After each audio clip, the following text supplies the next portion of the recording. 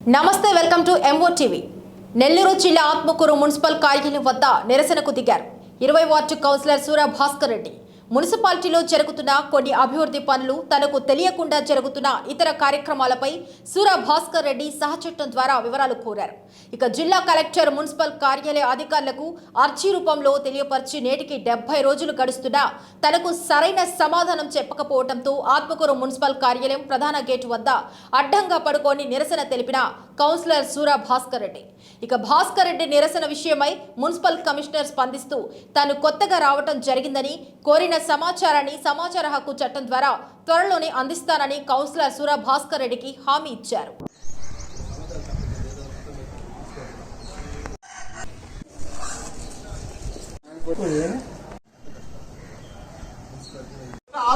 పేరే ఉంది, మీకు తెలియకపోవచ్చండి.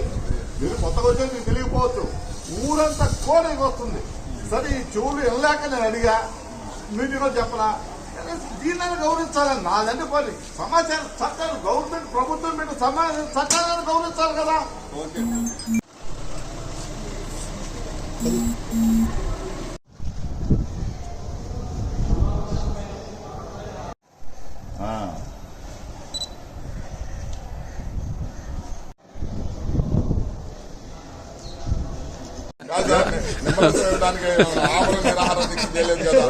కమిషనర్ గారు నేను నీ సమస్య తీర్స్తానని చెప్పాడు.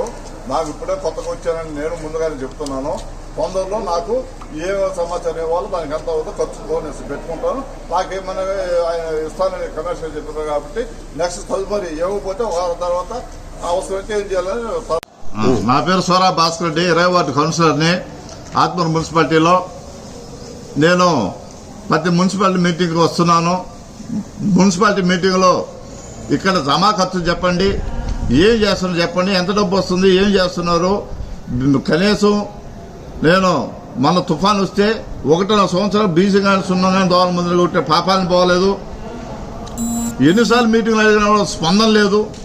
ఇక కుదరదని నేను ఈ సమాచార చట్టం డిసెంబరు 4వ తేదీ పెట్టాను. దాదాపు 70 రోజులుగా వస్తుంది. అయినా కూడా మున్సిపాలిటీ నుంచి నువ్వు పెట్టిన సమాచారం పెట్టారండి, మాకు ఇవ్వడం ఇస్తామనేదో లేదు, ఇవ్వమనేదో లేదు, సమాచార చట్టం ఇక్కడ లేదనేదో ఏదో ఒకటి చెప్పకుండా ఉన్నారు.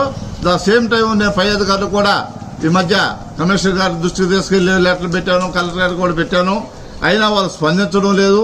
కాబట్టి ఇక్కడ ప్రధానంగా మా అనుమానాలు, ప్రజల అనుమానాలు తీర్చాలనే, ప్రజల్లో ఇక్కడ ఏం జరగలేదని చెప్పాలన్న ముఖ్య ఉద్దేశంతో అక్కడ బస్టాండ్లో ఏం పెట్టారు, మున్సిపల్ డబ్బులు వాడారా అడిగాను. అట్లాగే కౌతుడి విగ్రహం ఏమైనా పెట్టారా, ఎంత పెట్టారు, పెట్టుంటే అదేమన్నా మనుషులు. ఇంకొక విషయం, ఏ విషయమైనా కౌన్సిల్ మీటింగ్లో తీర్మానాలు అయినాయా?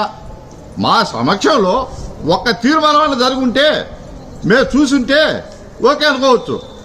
ఏ విషయం మాకు తెలియకుండా అక్రమంగా అన్యాయంగా దాచిపెట్టి మాపులు మున్సిపల్ రాసుకొని బిల్లులు శాంక్షన్ చేసుకుంటున్నప్పుడు మేమేం చేయాలో మీరు ఒకసారి ఆలోచించండి. నేను తప్పు చేస్తున్నాను, రైట్ చేస్తున్నాను నాకైతే తెలియదు, కానీ ప్రజల కోసం నేను అడగడం ధర్మం, న్యాయం. వాళ్ళు ఇస్తారా ఇవ్వరా, ఇవ్వబట్టి ఎవరు రాసేమనండి, ఇస్తామంటే 10 రోజులు ఇస్తామని చెప్పనండి. అంటే ఇక పై అధికారులకి ఆమె చుట్టూరు ఆమె తిరగతా పోయేతలకు 3 ఏళ్ళు పట్టద్దా, 2 ఏళ్ళు పట్టద్దు. అది కరెక్టా? ఈ చట్టం ఎక్కడున్నట్టు? చట్టం ఎక్కడుందా అంటే ఈ చట్టం చెల్లదా?